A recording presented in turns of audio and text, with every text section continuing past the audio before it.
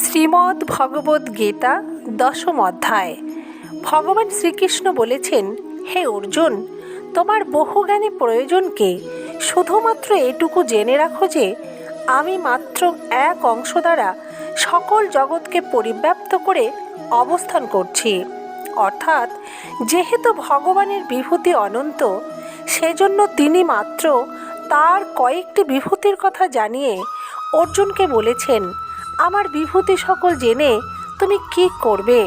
এটুকু মাত্র জানলেই হবে যে আমি আমার মাত্র এক অংশের দ্বারা এই জগৎকে পরিব্যাপ্ত করে অবস্থান করছি। এক আমি ভিন্ন আর কিছুই নেই। অতএব তুমি সকল স্থলেই পরমাত্মারূপে আমাকে দর্শন করো। সমস্ত জগতে তিনি মাত্র এক অংশ দ্বারা পরিব্যাপ্ত থাকলেও ভগবান স্বয়ং কিন্তু এই জগৎকে অতিক্রম করেই অবস্থান করেন। তিনি স্বয়ং জগতের সাথে সংশ্লিষ্ট নন।